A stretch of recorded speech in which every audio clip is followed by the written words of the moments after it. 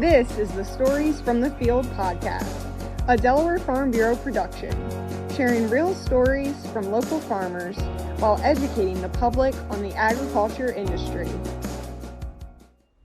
Hi, welcome to the Stories from the Field podcast. My name is Maci Dickerson, and I am co-chair of the Promotion and Engagement Committee of the Delaware Farm Bureau.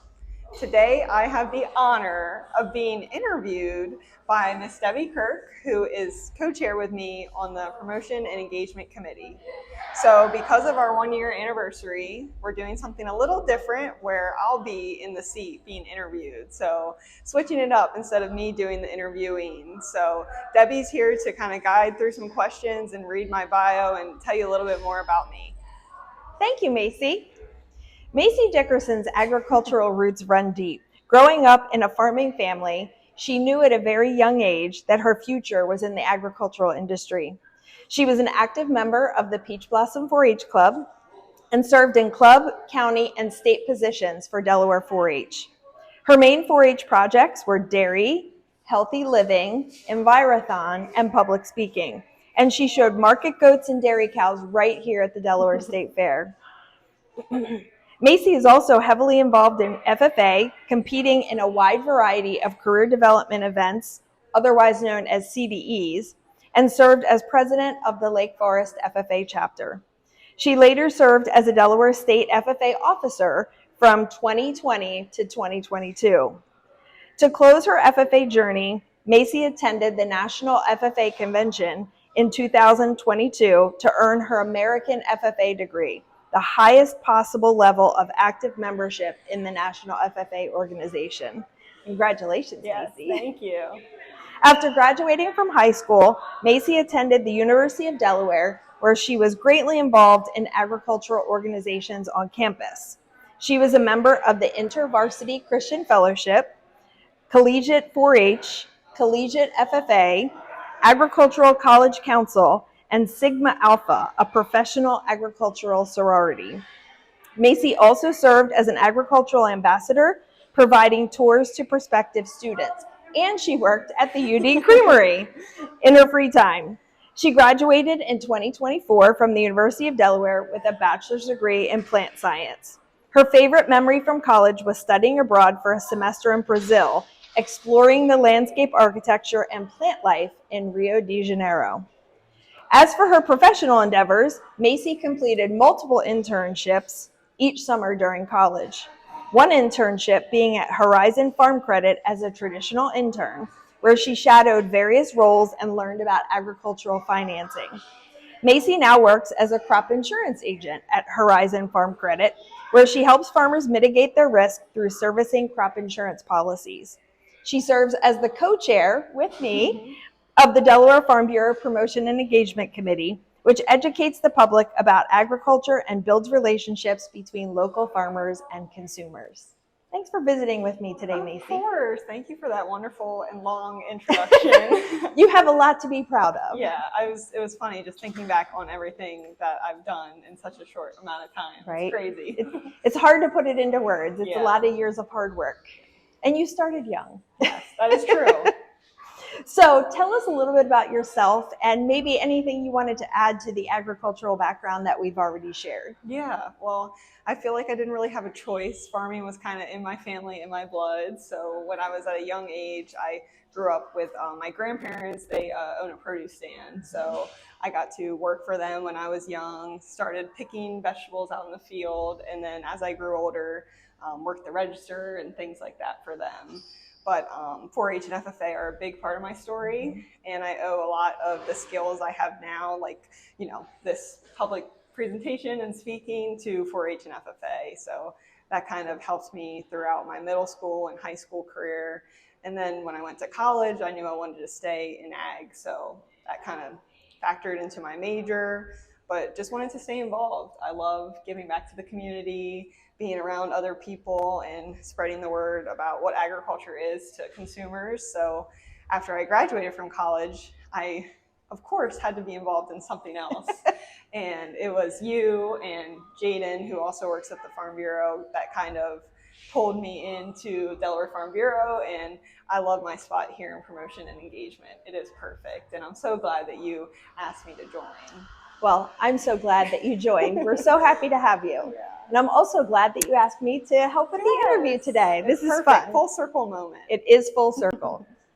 So who would you say has had the biggest influence in your agriculture journey? Oh my, this is so hard. I've had so many club leaders and advisors, but I want to shout out Miss Elaine, who was my Peach Blossom 4-H club leader. She is such a great example of what it means to be a selfless leader, volunteer, and we always look up to her and how much she gives to Delaware 4-H. So having her as my club leader and seeing how involved she was, it just meant a lot to me. And still seeing her now being involved and leading the club, even though I'm not in it, and still volunteering with Peach Blossom when I can, it's great to give back and see what she does. And I do. You went to college with her. I did. That's so Delaware. It is, but I would agree she is amazing. Yeah. She is amazing. Yeah. So you were very involved in Delaware 4-H. What first drew you to the organization?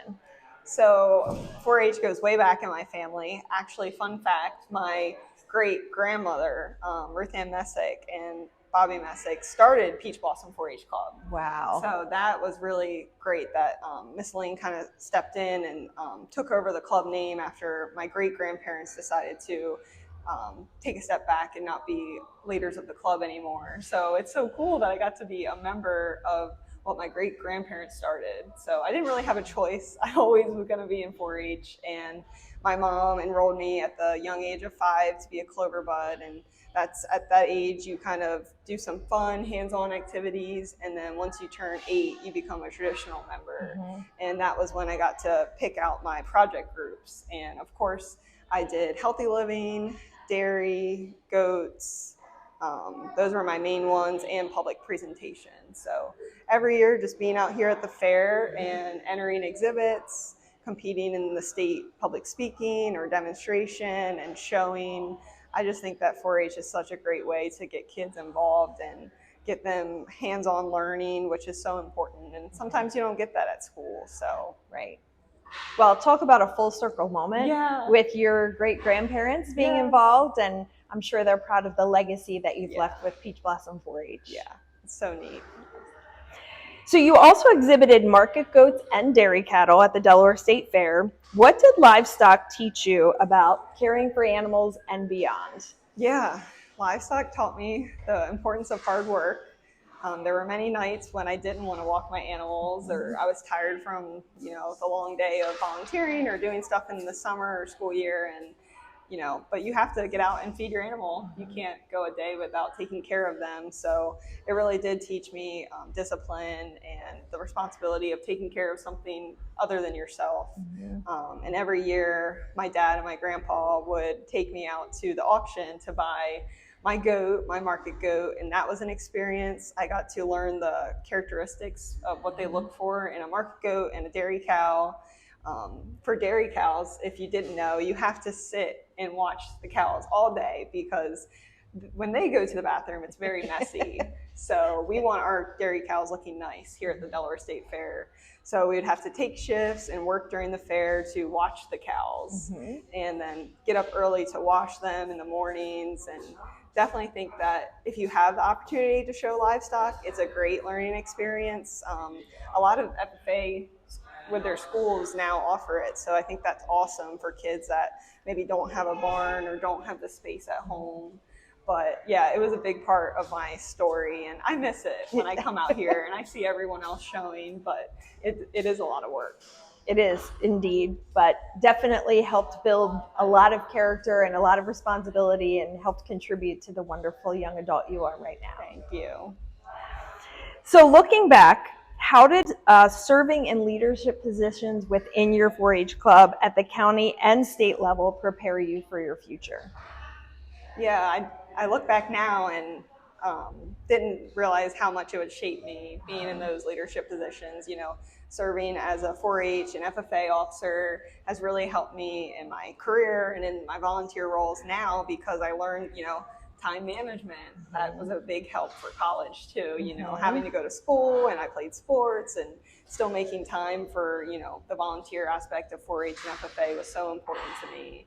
So also stepping into leadership and, kind of finding my voice, finding my reputation, that was a big part of it. But it really helped me to get in front of people, because I know a lot of students struggle with public presentations. So I never really struggled with it because I had to do it so often. Sure. So that was good practice. But also being in charge of another group of people, being an officer, you're kind of who the members look to. So that was a good opportunity for me to step into that leadership role. Absolutely.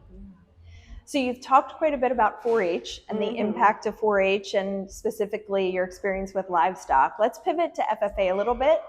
You were involved in multiple CDEs, or career development events. Yes. What would you say were your favorites, and why? That's so hard. All the ones I did were my favorites. I did prepared public speaking as a freshman and won that. I was totally shocked, crying my eyes out at state convention because I did not think I could ever win.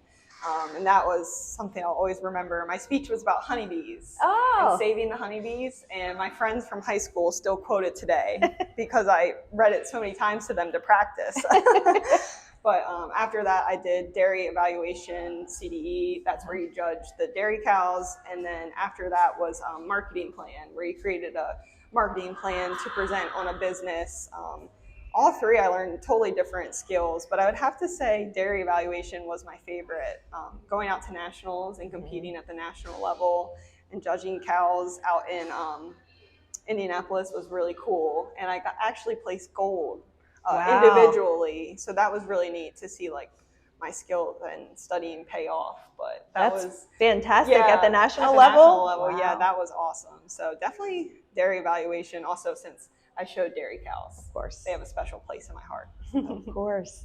So you went on to serve as a Delaware State FFA officer. How did that experience impact you? When I was a Delaware FFA state officer, it was unfortunately during COVID. So that was a challenge that we did not anticipate. And that really taught me resilience and how to persevere through hard times. And our state officer group, we made the most of what we had. And while a lot of workshops and conferences were led virtually, we kind of set the example for how to do it in the future. And now everyone's using Zoom all the time. So we were just the first ones to take that step. But thankfully, my second year, 2021 to 22 was more in person. So that year was a lot of fun, getting to go visit chapters, be in person. We had an in-person state convention actually here at the state fair that year. So that was really special. And giving my retiring address is something I'll never forget. Having to memorize a 10-minute speech and trying to be motivational and inspirational to everyone is a big challenge, but it went perfectly. And I can always go back and watch it on video, so that's really cool too. But yeah, being a state officer it was not an ideal time, but it really taught me a lot. Excellent. Yeah. So you and I have a lot in common. Yes. One of those things being that we both attended the University of Delaware. Yes. So tell us why you chose the University of Delaware, and specifically plant science. Yeah, I'm so glad I am a fellow Blue Hen now. I applied to some out-of-state schools, but I knew in my heart I wanted to stay in state. And a big part of that was because I was a state officer. I had to stay in state to be nearby to schools and all the responsibilities with state office. So it just made sense that I attended UD, and I picked plant science because as I was at the University of Delaware, I got to take a lot of different classes. So animal science, plant, wildlife, insect, and ecology. And the plant science classes really stuck out to me. And growing up with my grandparents' produce stand and being on the farm, I always had that relationship with plants, and my grandmother showing me her flowers, and I really took to it. And a lot of my classes taught me a lot of things I would have never learned outside of college. I got to do some hands-on in the lab work. I did some research while I was in college with salinity in the soil, and got to take plant pathology, which is the study of plant diseases, and got to plate fungi. So that was really cool. Yeah, some gross stuff. No.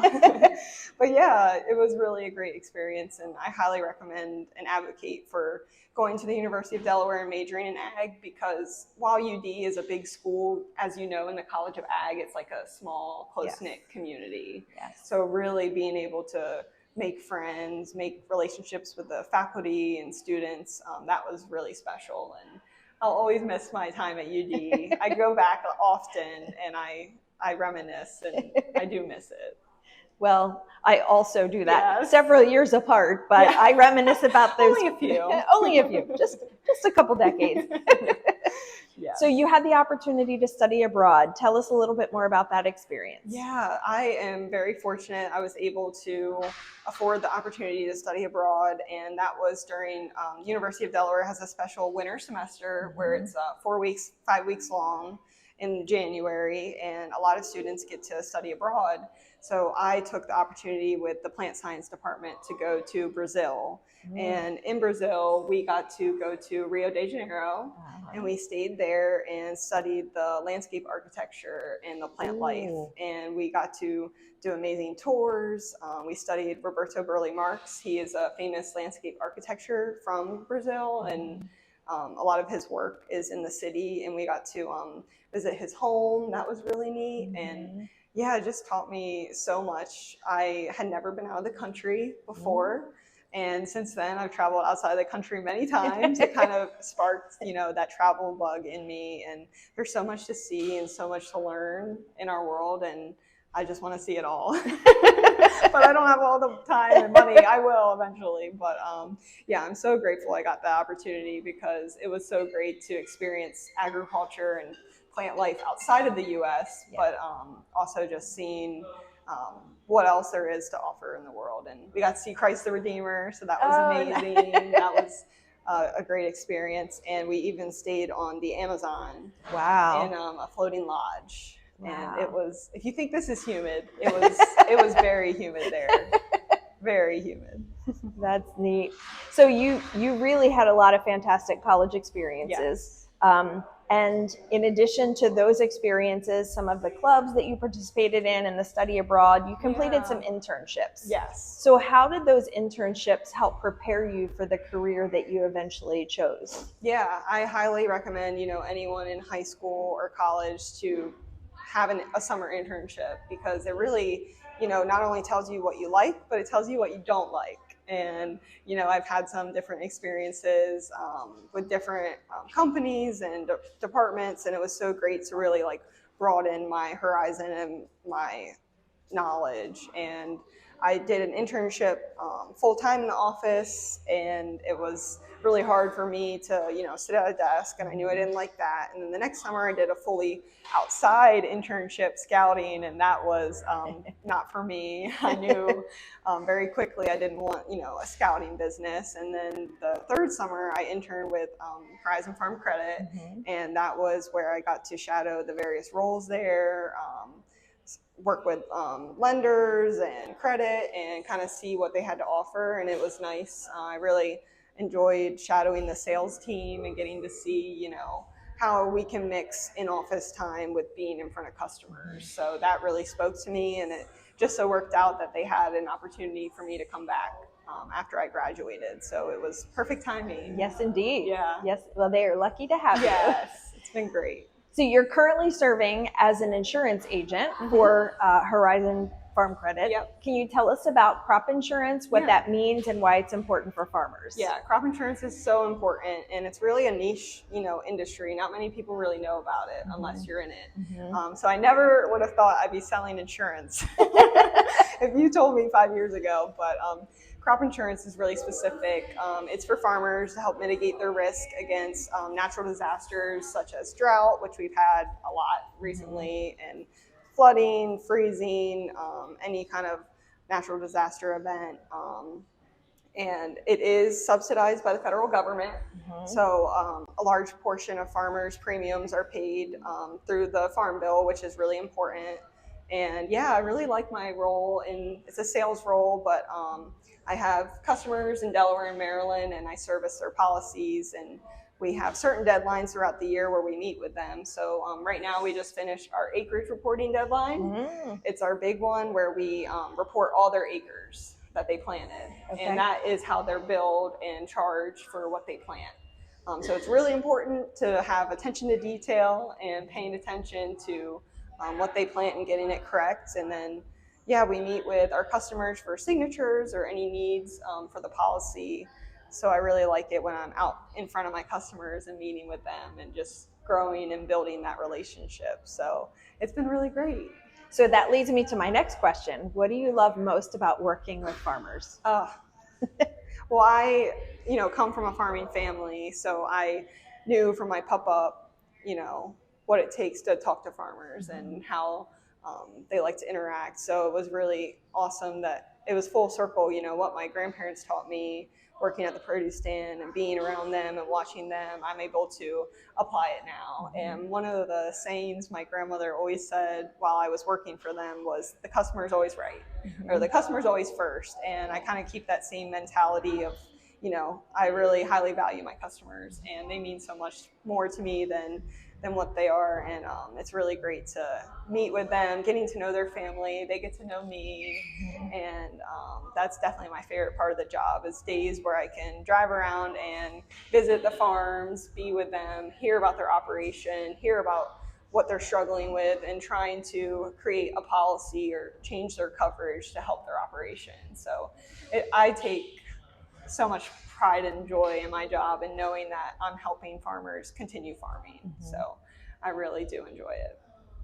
So you and I work together on the Delaware Farm Bureau Promotion and Education Committee. Yes. Can you tell us a little bit more about what that involves? And then specifically speak to the mission that we share of bridging farmers and consumers and just making sure that we are providing the education necessary, and why the education about agriculture in Delaware is so important for our consumers. Yeah. In a part of Delaware Farm Bureau, we have the Women's Committee, the Young Farmers and Ranchers, and what we're involved in, the Promotion and Engagement Committee. And that is so important to get the word out about what our Delaware farmers are doing. And that's kind of why we started this podcast, to highlight their stories and highlight what they're doing in their operations and really promote local business, which is so special and so important. And I'm just so grateful for this opportunity. But our committee is a committee that is always on the go. We're always doing something. And that's what we said at our summer planning meeting. And I think you said, we're out there. We're doing the work. We have so many events throughout the year. A big one is our Ag Safety Committee conference. And that is really important for farmers to attend, to learn all about ag safety on the road, or whether this year it was tick prevention. That was really neat. Different topics. So that's a heavily attended event. We also are present in Legislative Hall for Ag Day. We have our Ag Day luncheon with legislators, and that's another way we're getting out in front of the public. We do multiple promotions throughout the year. The photo contest, you've probably seen it and entered before. And we are partnering with the Delaware Ag Museum now. We're doing so much. I can't even name it all here, but I think it's just great that whenever we're getting out in front of consumers, and that's a big part of our Ask a Farmer promotion, which is here at the Delaware State Fair as well. But getting in front of consumers with the Ask a Farmer banner, they can ask a question, and it's really nice to engage with people that may have questions or don't know anything about agriculture, and we're the ones kind of to relay the message of the farmers. And it's so important that this committee stays active, because we can't let the farmers' stories die, and we need they're busy out in the field. We're the ones doing the work to spread the message. Right. Indeed. What excites you most about the future of Delaware agriculture? I am really excited because I'm younger, but I really get excited meeting with young farmers and seeing the next generation that's coming. Obviously, I'm in that generation too, and as an industry professional, stepping into my role and kind of being given this opportunity to grow has been so wonderful. And I love meeting with young farmers. I'm a part of the Young Farmers and Ranchers Committee as well, and getting to see other young members of Delaware Farm Bureau kind of take stride into their role is really nice. And I'm excited to see, that next step of leadership of who's next. And kind of changing things up, but for the better. We can really grow in our social media and online presence, and I think that we're really paving the way for that. So that's what excites me most. Maci, you're a dynamic young adult, and you have made a tremendous impact on Delaware agriculture, on the Delaware Farm Bureau, on Delaware 4-H and FFA. You've just really made such an impact. What message would you have for young people that are interested in agriculture? I think the message I would have for young people that are interested in being involved in anything is just say yes. And I know that's really hard. And don't say yes to maybe everything, which we probably fall victim to, but really say yes to that next opportunity. Or if someone comes up to you and asks you to do something, it may be scary, it may be out of your comfort zone, but I would really say try everything, say yes to each opportunity, because you never know where it may lead. And all of my involvements in 4-H and FFA, my internships, my college have led me to here. And I have such a great network of people and such a variety of people that I can lean on and call to or rely on. And you're only going to be able to do that by taking a step outside of your comfort zone and getting out there, getting involved. So I really encourage anyone that wants to take a leadership role to take a step into it. And it may be scary, but it'll pay off in the end, I promise. Well, you are leading by example, and we appreciate you. Thank you. I'm very, very grateful to work with you on this committee. Yes. And I'm very, very grateful that I had the privilege to sit down and speak with you today. Yes. Thank you for sharing with me, and thank you for sharing the message of Delaware Agriculture and the Delaware Farm Bureau. Yeah, thank you so much. It was right here at the state fair where you asked me 2 or 3 summers ago to be involved with the promotion and engagement committee. So it's just also full circle here now, sitting down with you and seeing how much we've done and accomplished these past few years. And I'm so excited, and I hope that as I get older in this role, that I can ask someone, down the road to follow in my footsteps and take charge. So I owe you a lot as well. Oh, no. I appreciate you. Thank you so much. Thank you for joining us. And this was a really special episode. It's weird being in this part of the seat and not being the interviewer. Yes. But thank you for just watching all of our podcast episodes, and faithful listeners. We really appreciate your support of the Delaware Farm Bureau, and be sure to tune in for the next episode of the Stories from the Field podcast. Thank you so much. Thank you. Oh, so great. So perfect.